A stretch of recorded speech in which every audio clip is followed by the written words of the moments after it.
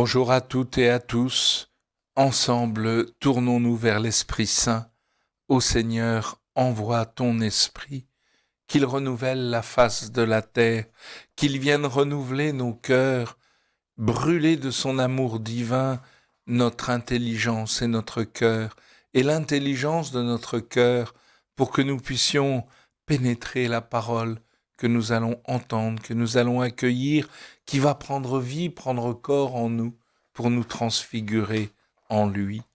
Ô Seigneur, envoie l'Esprit Saint, qu'il vienne vraiment transfigurer nos vies, pour que nous vivions de la vie même de Dieu, que nous vivions en lui. La première lecture de ce matin, mercredi 23 décembre, est tirée du prophète Malachie. Ainsi parle le Seigneur Dieu. Voici que j'envoie mon messager pour qu'il prépare le chemin devant moi. Et soudain viendra dans son temple le Seigneur que vous cherchez. Le messager de l'alliance que vous désirez, le voici qui vient, dit le Seigneur de l'univers. Qui pourra soutenir le jour de sa venue? Qui pourra rester debout lorsqu'il se montrera? Car il est pareil au feu du fondeur, pareil à la lessive des blanchisseurs. Il s'installera pour fondre et purifier. Il purifiera les fils de Lévi, il les affinera comme l'or et l'argent.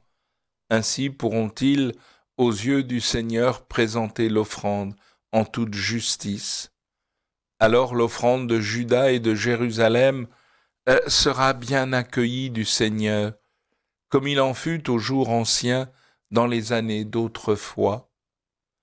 Voici que je vais envoyer Élie le prophète avant que vienne le jour du Seigneur, grand et redoutable. Il ramènera le cœur des pères vers leurs fils et le cœur des fils vers leurs pères, pour que je ne vienne pas frapper d'anathème le pays. Dans cette première lecture, le prophète Malachie entrevoit le Seigneur qui entre dans son temple. Quelle joie de voir le messager de l'Alliance le voici qui vient. Et en même temps, le prophète est plein de questions. Qui pourra soutenir le jour de sa venue? Qui pourra rester debout quand il se montrera? Car il vient semblable au feu du fondeur, pareil à la lessive des blanchisseurs. Il vient pour fondre et purifier. Il purifiera les fils de Lévi, il nous affinera tous comme l'or et l'argent. Ainsi pourront-ils, aux yeux du Seigneur, présenter l'offrande en toute justice. Dans les années d'autrefois, comme autrefois plutôt, je vais vous envoyer le prophète Élie. Alors là, dans cette lecture, le prophète annonce que Élie va venir.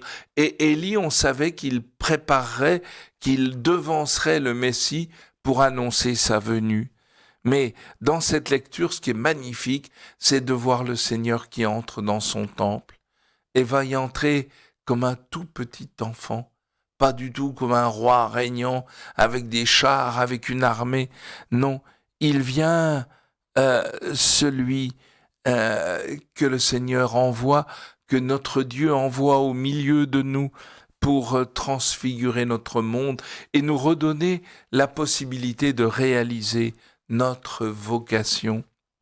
Alors, ruminons cette vision de Dieu qui arrive dans son temple, mais en même temps, c'est Dieu lui-même qui vient, mais il viendra comme un petit enfant. Et dans l'évangile qui est tiré de Saint Luc au chapitre 1er, les versets 57 à 66, voilà que nous assistons à la naissance de Jean le Baptiste. Quand fut accompli le temps où Élisabeth devait enfanter, elle mit au monde un fils. Ses voisins et sa famille apprirent que le Seigneur lui avait montré la grandeur de sa miséricorde. Et il se réjouissait avec elle. Alors, c'est très beau parce que l'enfant vient au monde et tout le monde se réjouit parce que Dieu a fait miséricorde et ils se réjouissent avec elle du fait qu'elle a enfin pu enfanter, mais ils sont loin de penser à la réalité qu'ils vont découvrir. Le 8e jour, ils vinrent pour la circoncision de l'enfant. Ils voulaient l'appeler Zacharie, du nom de son père, mais sa mère prit la parole et déclara « Non, il s'appellera Jean ». Alors n'oubliez pas, ça veut dire Dieu fait miséricorde. Et on lui dit « Mais personne dans ta famille ne porte ce nom-là ». On demandait par signe au père comment il voulait l'appeler. Il se fit donner une tablette sur laquelle il écrivit Jean et son nom. Et tout le monde en fut étonné. À l'instant même, sa bouche s'ouvrit, sa langue se délia, il parlait et il bénissait Dieu. La crainte saisit alors tous les gens du voisinage, et dans toute la région montagneuse de Judée, on racontait tous ces événements. Tous ceux qui les apprenaient les conservaient dans leur cœur et disaient « Que sera donc cet enfant ?» En effet, la main du Seigneur était sur lui. Alors, ce récit est merveilleux car au moment de la circoncision, tout le monde pense qu'on va l'appeler Zacharie, du nom de son père, et non, dit sa mère, puisque son père peut pas parler, eh bien, sa mère dit non, il s'appellera Jean, c'est-à-dire Dieu fait miséricorde. Et là, comment ne pas repenser à Zacharie dans le temple qui offre la prière du soir et dit « Seigneur, viens enfin faire miséricorde à ton peuple ». Et la réponse vient de l'ange Gabriel qui lui, ta prière a été exaucée. Et ta femme va t'enfanter un fils, tu lui donneras le nom de Jean, c'est-à-dire Dieu fait miséricorde.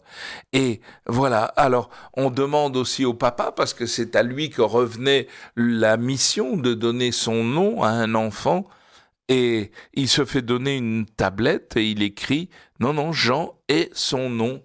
Alors, comment ne pas éclater de joie, car à l'instant même, voilà que sa bouche s'ouvre, sa langue se délia, il parlait et il bénissait Dieu.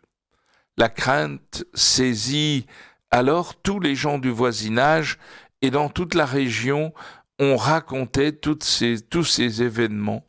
Tous ceux qui les apprenaient les conservaient dans leur cœur et disaient « Que sera donc cet enfant ?»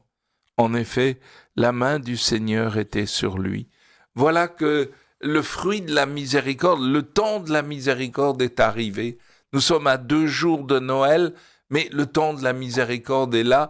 Le fils de Zacharie et d'Élisabeth, un couple stérile, vient de naître et son nom, c'est vraiment Dieu fait miséricorde.